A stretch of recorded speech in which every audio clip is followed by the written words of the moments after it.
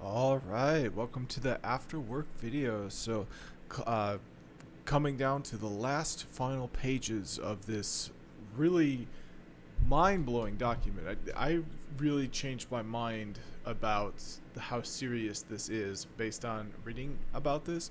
Just the idea that it's going to be a multi trillion dollar industry kind of blew my mind, and it makes sense. My own experience with even ChatGPT, which is nothing compared to what we'll get in a few years, has been mind blowing. I put it on, I talk to it. You've seen how I use it on this channel. Yeah, it's just for that to get significantly better, it's going to change the world. Why the project is the only way. And in the last video, we learned about the project. So the project is government involvement in AI. What's going to happen is eventually these private companies are the government's going to be like, wait, we're not okay with a private company developing nukes. We're not okay with a private company having this much power, and the government will come in and be a part of this race to AGI. So, and the author actively wants that to happen, especially the United States government and any other government around the world that is a democracy. And he'll explain why here. So, why the project is the only way. I am under no illusions about the government. Governments face all sorts of limitations and poor incentives. I am a big believer in the American private sector and would almost never advocate for heavy involvement in technology or industry. I used to apply this same framework to AGI until I joined an AI lab. AI labs are very good at some things. They've been able to take AI from an academic science project to the commercial big stage in a way only a startup can. But ultimately, AI labs are still startups. We simply shouldn't expect startups to be equipped to handle superintelligence. There are no good options here, but I don't see another way. When a technology becomes this important for national security, we need the USG, United States government. And I just want to say quick thing. So what startups are good at, according to the author, is taking AI from academic science to commercial products. And I feel like you could do that with a lot of things. If you go on PubMed, if you go on the it starts with an X, but I feel like that's a surefire way to make a successful startup. But anyways, that's just an aside, just something I thought I had. So moving on, superintelligence will be the United States' most important national defense project. I've discussed the power of superintelligence in previous pieces. Within years, superintelligence would completely shake up the military balance of power. By the early 2030s, the entirety of the U.S. arsenal, like it or not, the bedrock of global peace and security, will probably be obsolete. It will not just be a matter of modernization, but a wholesale replacement. Simply put, it will become clear that the development of AGI will fall into a category more like nukes than the internet. Yes, of course, it'll be dual use, but nuclear technology was dual use too. The civilian applications will have their time, but in the fog of the AGI endgame, for better or for worse, national security will be the primary backdrop. We will need to completely reshape U.S. forces within a matter of years in the face of rapid technological change or risk being completely outmatched by adversaries who do. Perhaps most of all, the initial priority will be to deploy superintelligence for defensive applications, to develop countermeasures to survive untold new threats, adversaries with superhuman hacking capabilities, new classes of stealthy drone swarms that could execute a preemptive strike in our nuclear deterrent, the proliferation of advances in synthetic biology that can be weaponized, turbulent international and national power struggles, and rogue superintelligence projects. Whether nominally private or not, the AGI project will be in, integrally a defense project, and it will require extremely close cooperation with the national security state. A sane chain of command for superintelligence. The power and the challenges of superintelligence will fall into a very different reference class than anything else we're used to seeing from tech companies. It seems pretty clear. This should not be under the unilateral command of a random CEO. Indeed, in the private labs developing superintelligence world, it's quite plausible individual CEOs would have the power to literally coup against the US government. And 115 is the footnote. It wouldn't even require cooperation from AI lab employees at this point, since they'll have been mostly automated by this point. So imagine if Elon Musk had final command of the nuclear arsenal. And as Sam Altman once said, every year we get closer to AGI, everyone will gain plus 10 crazy points. That's a funny quote. I mean, I feel like that's not a very big increase when people already have 10 billion crazy points. Or if a random nonprofit board could decide to seize control of the nuclear arsenal. It is perhaps obvious, but as a society, we've decided democratic governments should control the military. In fact, the government having the biggest guns was an enormous civilizational achievement. Rather than medieval-like fights of all against all, we would sort out disagreements via courts, pluralistic institutions, and so on. Superintelligence will be, at least at first, the most powerful military weapon. The radical proposal is not the project. The radical proposal is taking a bet on private AI CEOs wielding military power and becoming benevolent benevolent dictators. Yeah, so, corporations are not democracies. There's something to a democracy that, will make it a lot safer for a democracy to be in charge of super weapons than just one person running a corporation. Like, there's no guarantees that you have what does a CEO even do, really? The company's kind of already running. Like, CEOs get replaced like every year. Like, I feel like the CEO doesn't even really do all that much. So like, imagine this random person that's like, there's usually a new CEO every few years, wielding military power.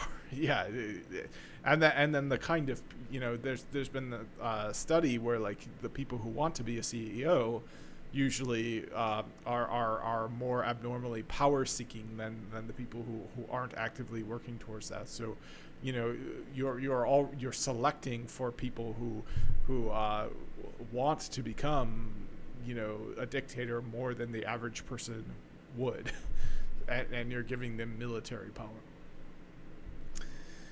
Indeed, in the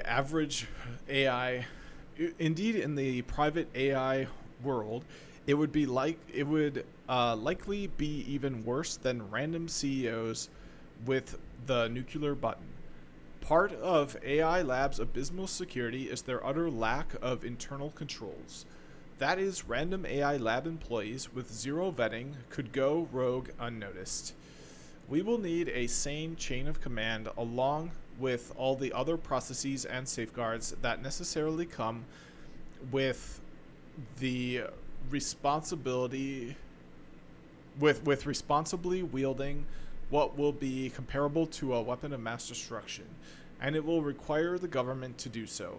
In some sense, this is simply a Burkean argument. And I'm not sure what a Burkean argument is, so you know what? We live in the modern world, so let's find out. What is a Burkean argument?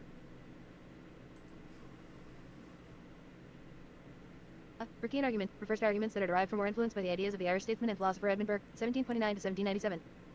Burke is often considered the father of modern conservatism, and his arguments emphasize the following key principles: tradition and continuity. Burke argued for the importance of tradition and the accumulated wisdom of past generations. He believed that social institutions and practices that have stood the test of time should not be discarded lightly, as they embody collective human experience and wisdom. Prudence and gradual change. Burke was cautious about rapid or radical change. He advocated for gradual and prudent reforms rather than abrupt or revolutionary changes, fearing that the latter could lead to chaos and unintended consequences. Skepticism of rationalism. Burke was skeptical of the idea that society could be reshaped according to abstract principles or rationalist theories. He argued that human societies are too complex to be fully understood or designed through reason alone. That's interesting. Respect for authority and hierarchy. Burke believed in the necessity of social hierarchies and respected established authorities. He thought that hierarchy and authority are natural and necessary for social order. Community and social cohesion. Burke emphasized the importance of community and social cohesion. He believed that individuals are inherently connected to their communities and that societal bonds are essential for stability and prosperity. A Burkean argument, therefore, would typically appeal to these principles, arguing for the preservation of traditional institutions, cautious and incremental reform, skepticism toward radical change or utopian schemes, and the importance of social cohesion and established authority. Alright, well, is that the right spelling? The correct spelling is Burkean. So, a Burkean argument would refer to arguments derived from or influenced by the ideas of Edmund Burke. Okay. The principles outlined earlier remain the same. Alright. Okay, well, that makes sense. So what does he say about a Burkean argument? So he says, in some sense, this is simply a Burkean argument. The institutions, constitutions, laws, courts, checks and balances, norms, and common dedication to the liberal democratic order, for example, generals refusing to follow illegal orders, and so on, that check the power of government, have withstood the test of hundreds of years. Well, I don't know if it's been like, well, I feel like hundreds of years is not that long, is all I'm saying. Special AI lab governance structures, meanwhile, collapsed the first time they were tested. But it's longer than these startups. That's the point, is that the government is a lot more robust of a space to be doing this kind of research in than these, startups. The U.S. military could already kill basically every civilian in the United States or seize power if it wanted to. And the way we keep government power over nuclear weapons in check is not through lots of private companies with their own nuclear arsenals. There's only one chain of command and set of institutions that has proven itself up to this task. Again, perhaps you are a true libertarian and disagree normatively. Let Elon Musk and Sam Altman command their own nuclear arsenals. Or perhaps you say just open source everything. The issue with simply open sourcing everything is that it's not a happy world of 1,000 flowers blooming in the US, but a world in which, right, exactly, the CCP has free access to US developed superintelligence and can outbuild, and because they have more power capacity, and apply less caution / regulation and take over the world. And the other issue, of course, is the proliferation of super WMDs to every rogue state and terrorist group in the world. I don't think it'll end well. It's a bit like how having no government at all is more likely to lead to tyranny or destruction than freedom. In any case, people overrate the importance of open source as we get closer to AGI.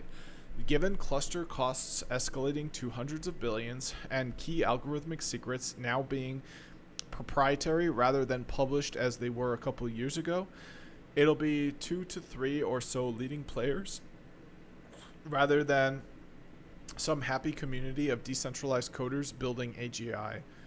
I do think a different variant of open source will continue to play an important role. Models that lag a couple years behind being open sourced, helping the benefits of the technology diffuse broadly. But once it becomes clear that superintelligence is a principal matter of national security, I'm sure this is how the men and women in DC will look at it. They won't let these CEOs have as much power as they're going to have. The civilian uses of superintelligence. Of course, that doesn't mean the civilian applications of superintelligence will be reserved for government. I feel like the devil's advocate position of this is just like the government is like, yeah, the military is expansive. The government can throw you in jail, but like yeah. Well, let's keep reading here. So the civilian uses of superintelligence. Of course, that doesn't mean the civilian applications of superintelligence will be reserved for the government. The nuclear chain reaction was first harnessed as a government project, and nuclear weapons permanently reserved for the government. But civilian nuclear energy flourished as private projects in the 60s and 70s before environmentalists shut it down. Boeing made the B 29 the most expensive defense research and development project during World War II, more expensive than the Manhattan Project, and the B 47 and B 52 long range bombers in partnership with the military. Before using that technology for the Boeing 707, the commercial plane that ushered in the jet era. And today, while Boeing can only sell stealth fighter jets to the government, it can freely develop and sell civilian jets privately. Yeah, so that's a good point. Is like, it won't necessarily shut down private sector innovation to have the government, take this on as their big government project, because yeah. So here's the first commercial jet that was ever created, and it was created, within a generation of now, like in the last generation. So, or the boomer generation was like born, like before this, there was commercial flight, which is kind of crazy to think. Yeah, so like it's even crazier to think like the World War II generation was born before. So let me have this thought fleshed out. So one thing that's really crazy to think about is that like the boomer generation in the United States was born before there was commercial flight. And if you think about it, it's even crazier because the World War II generation before that, their parents, not only was there not commercial flight at this time, but they had to travel all over the world to participate in the World War. So like, what did they do? They just like took cars and trains and boats. Like, what happened? Did they have the opportunity to fly because of, World War II was like a government thing? Indeed, the transformation in transportation technology over the past century is remarkable.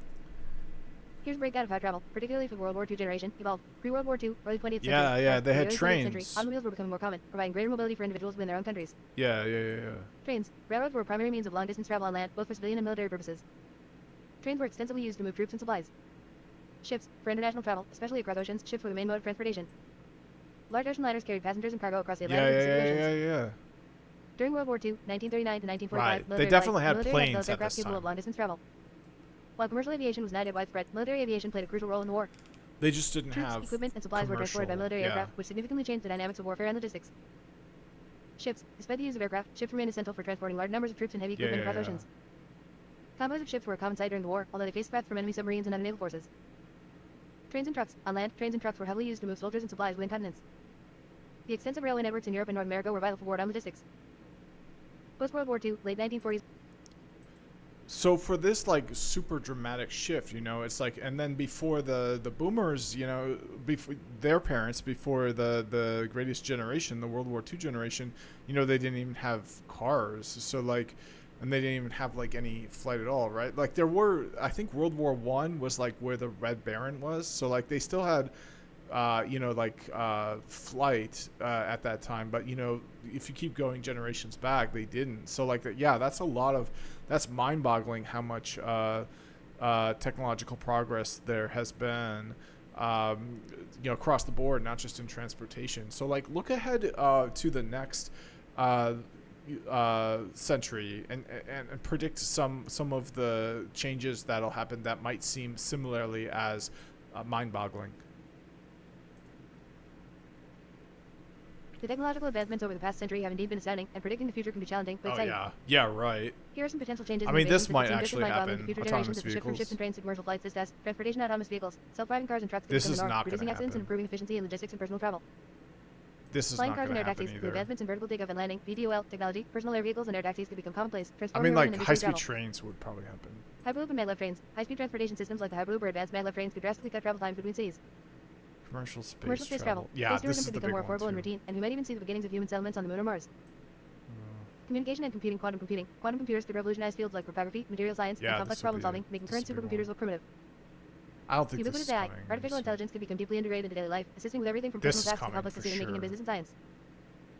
Brain-computer interfaces. Direct interfaces between the brain and computers can enable new forms of communication and This is interaction, coming. potentially allowing people to control devices with their thoughts. Health and biotechnology. This is Personalized medicine. definitely Advances in coming genomics with and AI. biotechnology could lead to highly personalized Yeah. medical treatments tailored to an individual's genetic profile, vastly improving health outcomes. Longevity and anti-aging. Research in aging could result in significant extensions of human lifespan and health span, potentially making diseases like Alzheimer's and cancer manageable or curable. Advanced Huh. prosthetics and bionics. Enhanced prosthetics and bionic limbs could restore or even augment human abilities, improving the quality of life for those with disabilities. Yeah, fascinating. All right, well, let's not get distracted. Let's stay on topic here, and finish reading this. We're very close. And so it went for radar, satellites, rockets, gene technology, World War II factories, and so on. The initial development of superintelligence will be dominated by the national security. I remember this word. I just don't remember how to pronounce it. So let's see. Click full definition here, we can't see anything about that. And not only that, we went into a we're in the dictionary now, so we have to go back to where we were, and I didn't advance the bookmark. Okay, but it saved where I was, so I'll advance it now. All right, and then let's get this from Google. It's much better.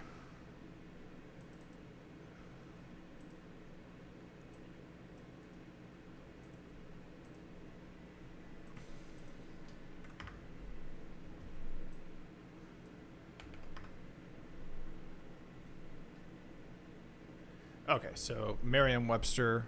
Exigency. Exigency, yep.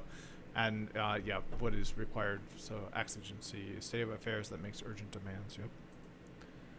So, the initial development of superintelligence will be dominated by the national security exigency to survive and stabilize an incredibly volatile period. And the military uses of superintelligence will remain reserved for the government, and safety norms will be enforced. But once the initial peril has passed, the natural path is for the companies involved in the national consortium and others to privately pursue civilian applications.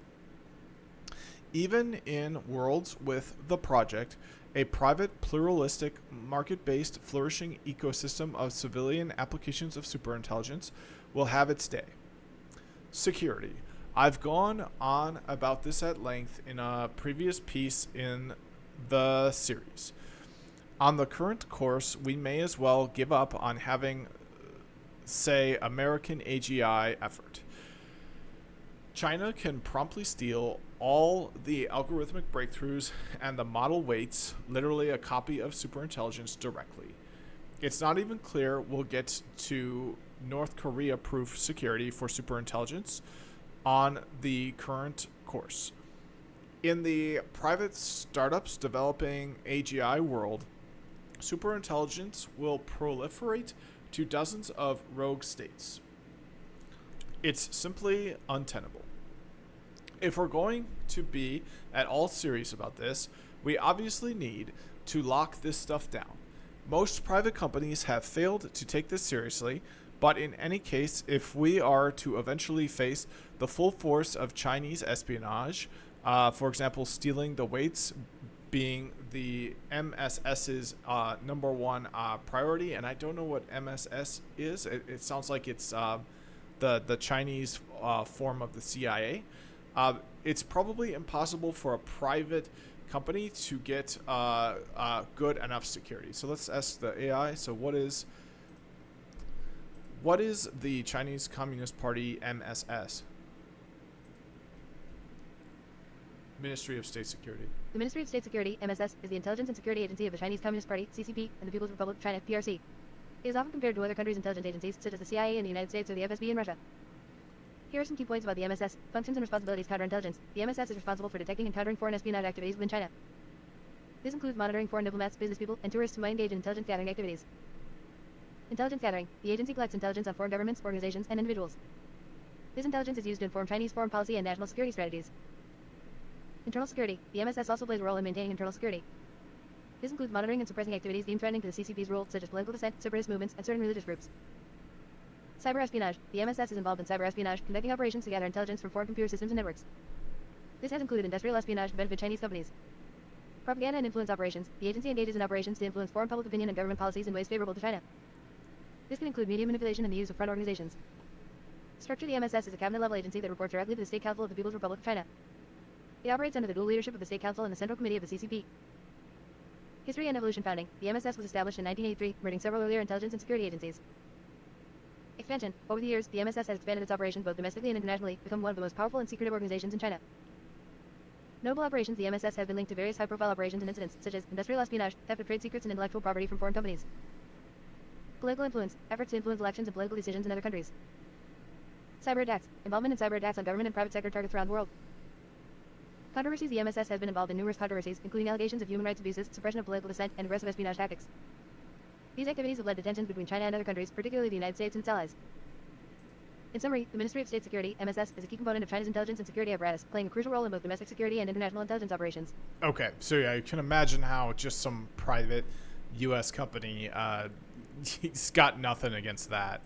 So it's probably impossible for a private company to get good enough security to properly defend against this government branch of China.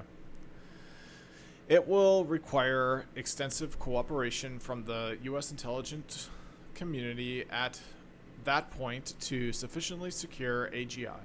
This will involve invasive restrictions on AI labs and on the core team of AGI resources, from extreme vetting to constant monitoring to working from a SCIF. And people should know what a SCIF is. It's where sensitive information is held, to reduced freedom to leave. And it will require infrastructure only the government can provide, ultimately including the physical security of the AGI data centers themselves. In some sense, security alone is sufficient to necessitate the government project. Both the free world's preeminence and AI safety are doomed if we can't lock this stuff down. In fact, I think it's fairly likely to be a major factor in the ultimate trigger. Once the Chinese infiltration of the AGI labs becomes clear, every senator and congressperson and national security official will have a strong opinion on the matter. Safety. Simply put, there are a lot of ways for us to mess this up, from ensuring we can reliably control and trust the billions of superintelligent agents that will soon be in charge of our economy and military, the superalignment problem, to controlling the risks of misuse of new means of mass destruction. Some AI labs claim to be committed to safety, acknowledging that what they are building, if gone awry, could cause catastrophe, and promising that they will do what is necessary when the time comes. I do not know if we can trust their promise enough to stake the lives of every American on it. More importantly, so far, they have not demonstrated the competence, trustworthiness, or seriousness necessary for what they themselves acknowledge they are building. Ouch. And this comes from someone, now Eliezer Yudkowsky says he was fired from OpenAI. I haven't looked into that. What happened to make Leopold Aschenbrenner leave OpenAI? Was he actually fired? I'll listen to my gossip queen here. Leopold Aschenbrenner, a former researcher at OpenAI, was reportedly fired after raising significant security concerns about the company's practices. According to Aschenbrenner, his termination stemmed from his efforts to highlight inadequacies in OpenAI's security protocols, particularly regarding the protection of its AI models and algorithms. Oh, that's ironic. Aschenbrenner authored a memo detailing these concerns and shared it with his colleagues and superiors. Wait. The situation escalated when he presented the memo to the board of directors following a major security incident. This action reportedly led to dissatisfaction among OpenAI's management, who felt pressured by the board to address these security issues. Interesting. Subsequently, Aschenbrenner received formal warnings from the HR department, and eventually, his employment was terminated for what was officially cited as sharing sensitive information with external researchers. Oh, really? However, Aschenbrenner contends that the shared document did not contain confidential information and that seeking external feedback was a common practice within the company, Winbuzzer, Ground, Gigazine.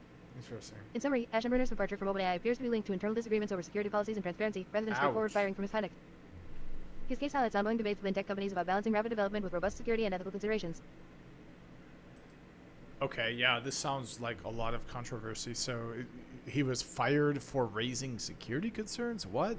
But, yeah, so what? He was fired for raising security concerns? That's really messed up.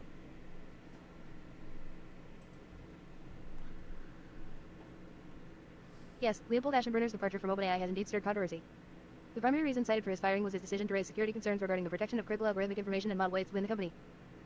Aschenbrenner created a memo detailing these concerns and shared it with his colleagues and superiors. The situation escalated when he presented this memo to the board of directors, which led to dissatisfaction among OpenAI's management. They felt pressured by the board to address these security issues, resulting in formal warnings from the HR department and eventually his termination. When Buzzer, Ground News, GIGAZINE. Oh, I get what happened.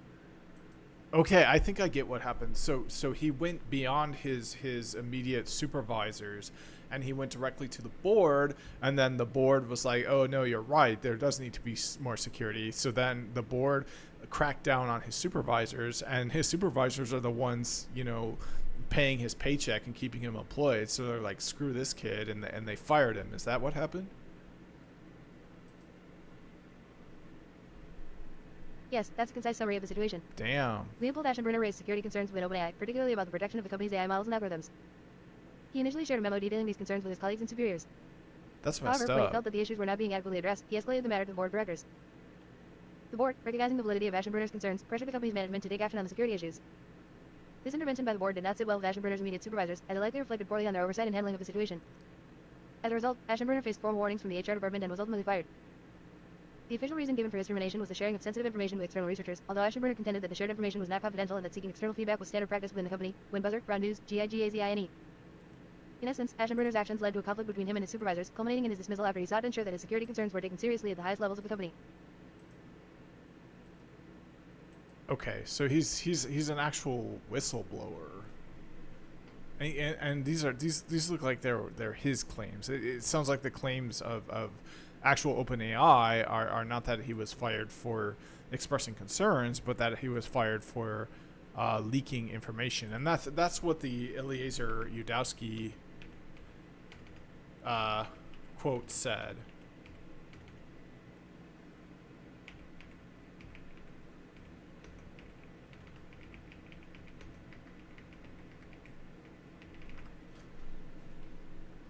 Yeah, so here's the tweet by Eliezer Yudowski. Recently fired from OpenAI, allegedly for leaking. Okay, so yeah, I guess there's a difference in claim, and it's kind of funny that OpenAI is aligned more towards his side of the story. It seems like, but it looks like the side of the story was that did something similar does so yeah, it's that it's that's ironic. Wow. Okay, well, there's a lot of juicy gossip at OpenAI. Let's try to finish this out. So safety, simply put, there are a lot of ways for us to mess this up, from ensuring we can reliably control and trust the billions of superintelligent agents that will soon be in charge of our economy and military, the super alignment problem, to controlling the risks of misuse of new means of mass destruction. Some AI labs claim to be committed to safety, acknowledging that what they are building, if gone awry, could cause catastrophe, and promising that they will do what is necessary when the time comes. I do not know if we can trust their promise enough to stake the lives of every American on it. More importantly, so far they have not demonstrated the competence, trustworthiness, or seriousness necessary for what they themselves acknowledge they are building. At core, they are startups, and there's a typo here, it should say at the core, or at their core, something like that. So at core, they are startups, or maybe that is right, I don't know, he's smarter than me, he's probably right. Although he did anyway, moving on. So with all the usual commercial incentives, competition could push all of them to simply race through the intelligence explosion, and there will at least be some actors that will be willing to throw safety by the wayside. In particular, we may want to spend some of our lead to have time to solve safety challenges, but Western labs will need to coordinate to do so. And of course, private labs will have already had their AGI weights stolen, so their safety precautions won't matter. We'll be at the mercy of the CCP's and North Korea's safety precautions. One answer is regulation. That may be appropriate in worlds in which AI develops more slowly, but I fear that regulation simply won't be up to the nature of the challenge of the intelligence explosion.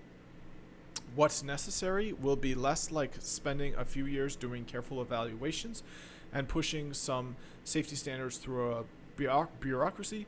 It'll be more like fighting a war. We'll face an insane year in which the situation is shifting extremely rapidly every week, in which hard calls based on ambiguous data will be life or death, in which the situations, even the problems themselves, won't be close to fully clear ahead of time, but come down to competence in a fog of war, which will involve insane trade-offs, like some of our alignment measurements are looking ambiguous, so we don't really understand what's going on anymore. It might be fine, but there's some warning signs that the next generation of superintelligence might go awry. Should we delay the next training run by 3 months to get more confidence on safety? But oh no, the latest intelligence reports indicate China stole our weights and is racing ahead on their own intelligence explosion. What should we do? I'm not confident that a government project would be competent in dealing with this, but the superintelligence developed by startups alternative seems much closer to praying for the best than commonly recognized. We'll need a chain of command that can bring to the table the seriousness that making these difficult trade-offs will require. Stabilizing the international situation. The intelligence explosion and its immediate aftermath will bring forth one of the most volatile and tense situations mankind has ever faced. Our generation is not used to this, but in this initial period, the task at hand will not be to build cool products. It will be to somehow desperately make it through this period. We'll need the government project to win the race against the authoritarian powers and to give us the clear lead and breathing room necessary to navigate the perils of this situation. We might as well give up if we can't prevent the instant theft of superintelligence model weights. We will want to bundle Western efforts, bring together our best scientists, use every GPU we can find, and ensure the trillions of dollars of cluster buildouts happen in the United States. We will need to protect the data centers against adversary sabotage or outright attack. Perhaps most of all, it will take American leadership to develop, and if necessary enforce, a non-proliferation regime. We'll need to subvert Russia, North Korea, Iran, and terrorist groups from using their own superintelligence to develop technology and weaponry that would let them hold the world hostage. We'll need to use superintelligence to harden the security of our critical infrastructure, military, and government to defend against extreme new hacking capabilities. We'll need to use superintelligence to stabilize the offense/defense balance of advances in biology or similar. We'll need to develop tools to safely control superintelligence and to shut down rogue superintelligences that come out of others' uncareful projects. AI systems and robots will be moving at 10 to 100 times or more human speed. Everything will start happening extremely quickly. We need to be ready to handle whatever other Six Sigma upheavals and concomitant threats come out of compressing a century's worth of technological progress into a few years. I mean, that's it right there. That sums it up better than anything else. What's going to happen from now until 27 is a century's worth of technical progress will occur, and it's gonna make things go crazy. At least in this initial period, we will be faced with the most extraordinary national security. And I forget this word. Exigency. Exigency. Is that right? Um, Exigency. Exigency. I got it right. Cool. All right. Exigency. Perhaps nobody is up for this task, but the options we have, but of the options we have, the project is the only sane one. So we're gonna get exigency. But all of a sudden, people are gonna be rushing and doing things. Everything that's on the TV is gonna be different. It's gonna be talking about the AI nonstop, constant, like we saw during the pandemic. That was a perfect example of exigency. The project is inevitable, whether it's good or not. Oh, the project is inevitable, whether it's good is not inevitable. Ultimately, my main claim here is descriptive.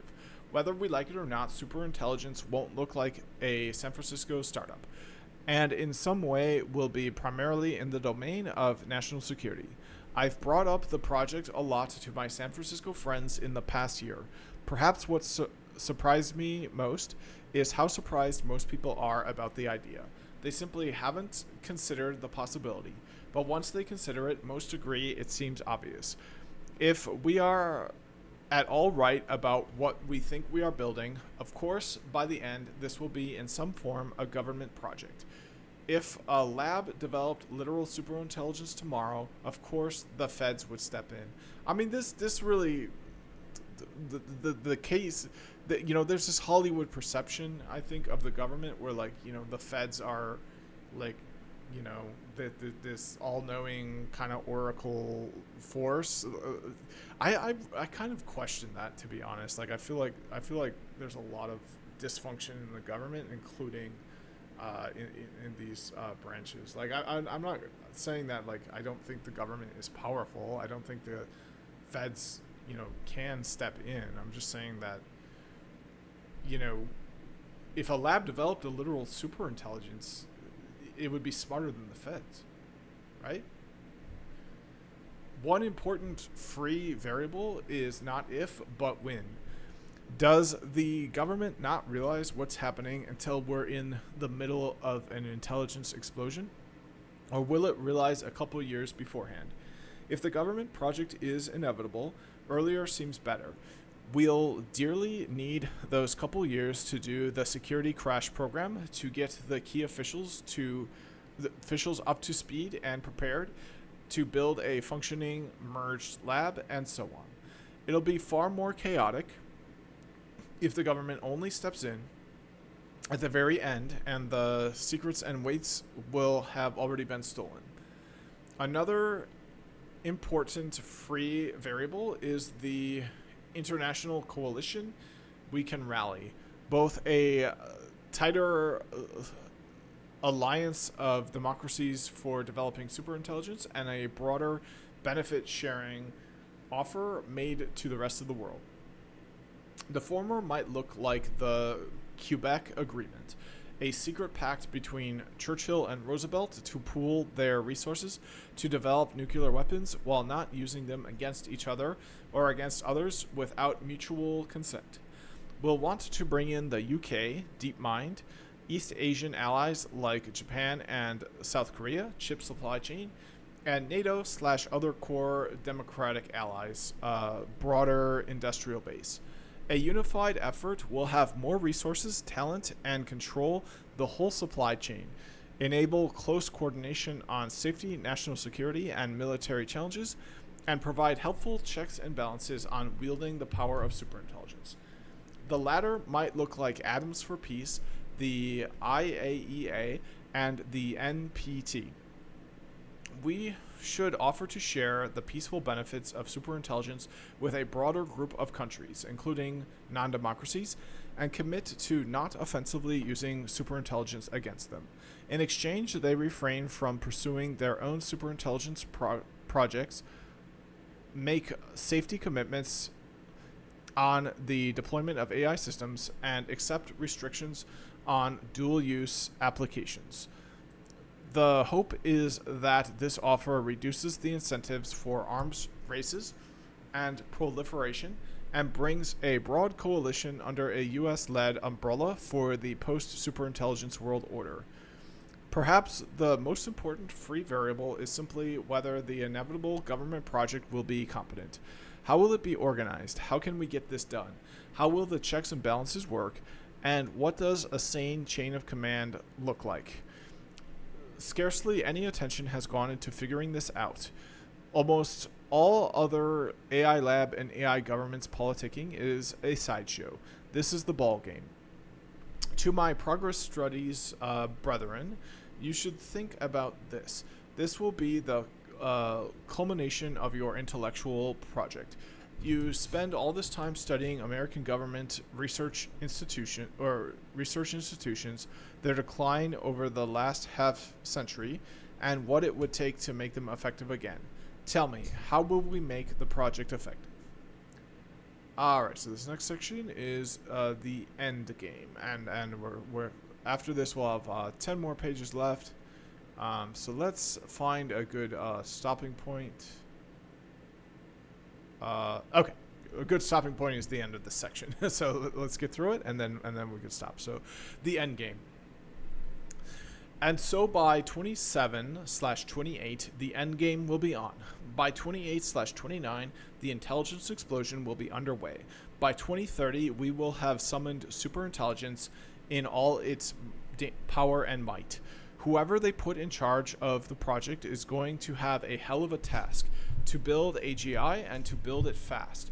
To put the American economy on wartime footing, to make hundreds of millions of GPUs, to lock it all down, weed out the spies, and fend off all attacks by the CCP, to somehow manage 100 million AGIs, furiously automating AI research, making a decade's leaps in a year, and soon producing AI systems vastly smarter than the smartest humans, to somehow keep things together enough that this doesn't go off the rails and produce rogue superintelligence that tries to seize control from its human overseers.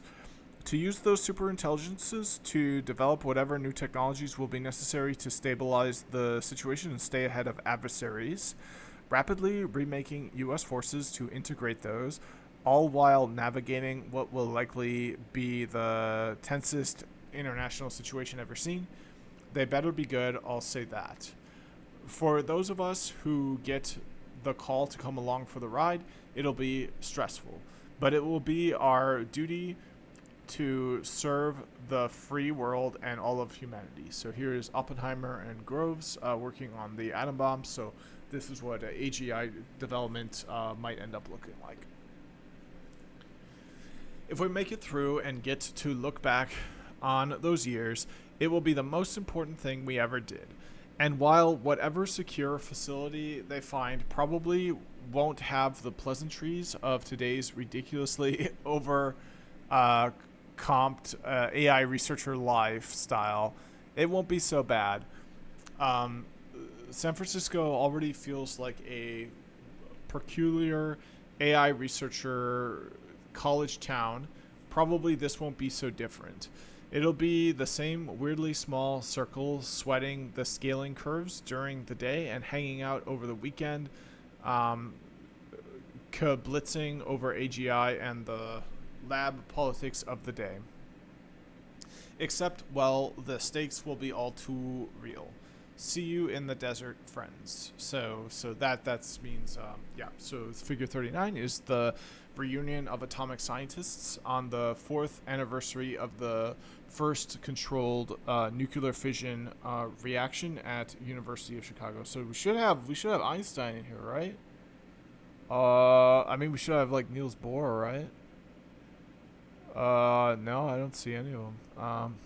I think this is.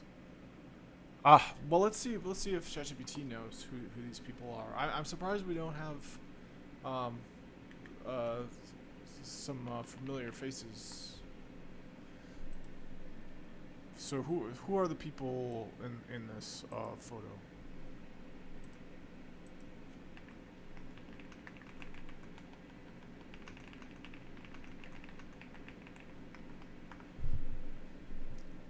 This is crazy if it can do this.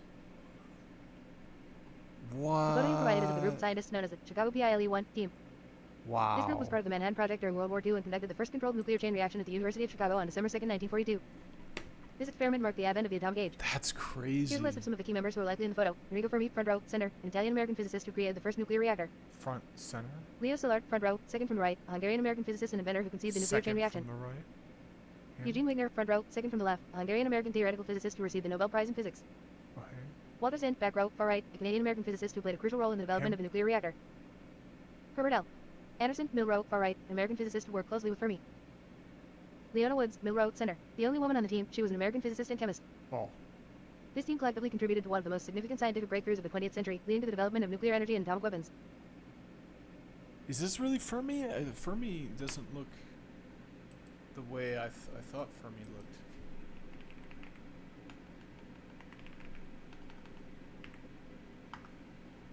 Ah.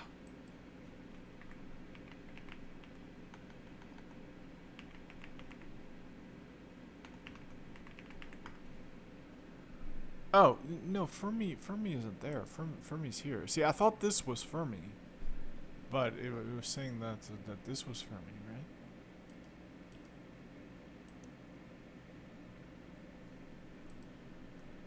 Okay, now draw a fun artistic representation of these people and this photo. Impress me with your creativity.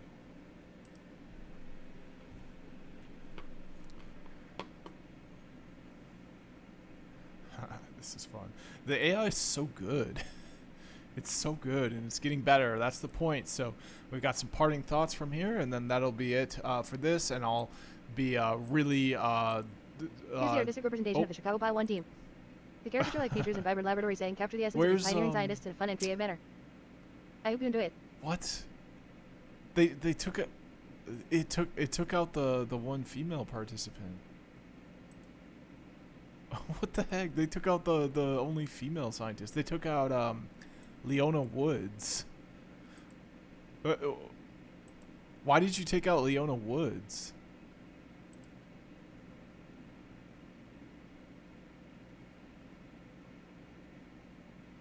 It appears that Leona Woods might have been inadvertently omitted in the artistic representation. Sexism. Here's a revised prompt to ensure she is included. Include all members with distinct features and expressions, especially ensuring Leona Woods is represented among the group. Oh. Maintain the laboratory setting with elements like a nuclear reactor, scientific instruments, and equations on a chalkboard in the background. Would you like me to create a new image with these adjustments? Yeah, keep Leona Woods in there. What the heck? Why'd you take her out?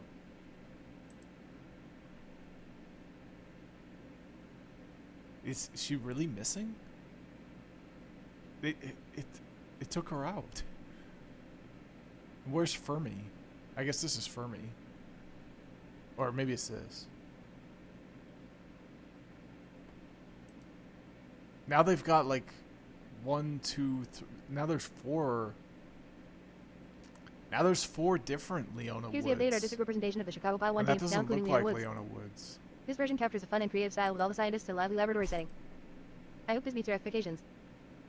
No, make it more realistic. Like forget about impressing me with your creativity or whatever. Just like, recreate the original image and make sure that everyone is represented that was in the original.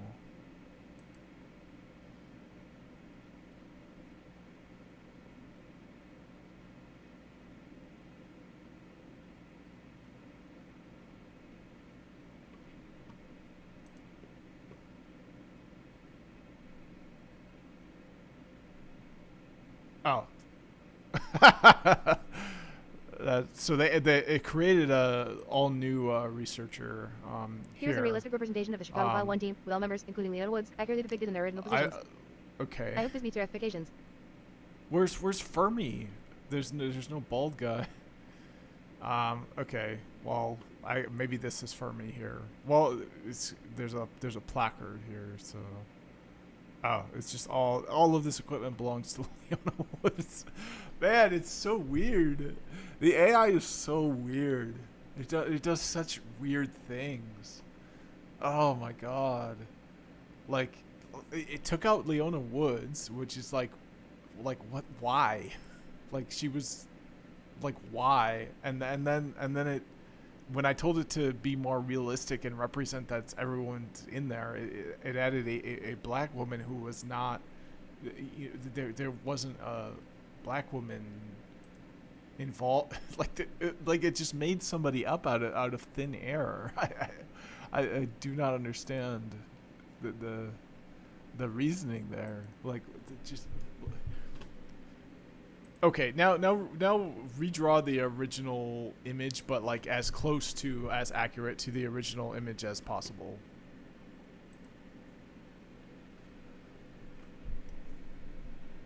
Is it because it has Chicago, the word Chicago? Is that why?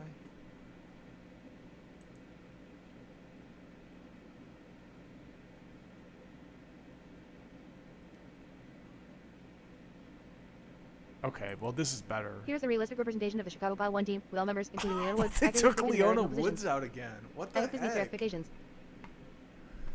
Why can't you leave Leona Woods in? Wow. Man. Why did you take Leona Woods out again? Why can't you leave her in?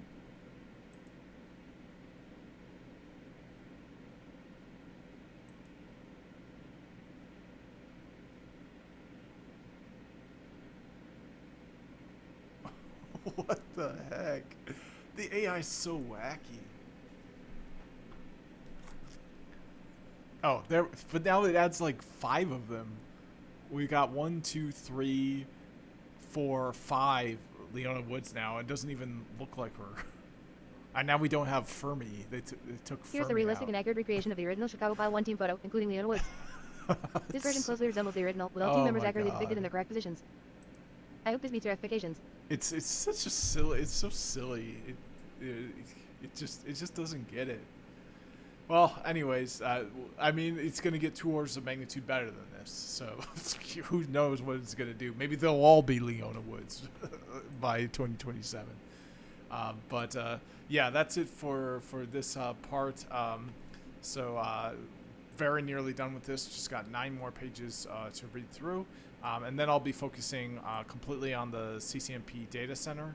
I can't violate the copyright of the official book, but I can do my own exercises in my own lab with my own demo versions of the Nexus devices. So I will be doing that, and you can see kind of how I'm doing this. So I'm doing it all in one project, and I have a template here, so I don't have to do the boot statements over and over again. So yeah, I'll be doing this. I'll be so I'll mark whether or not I completed this.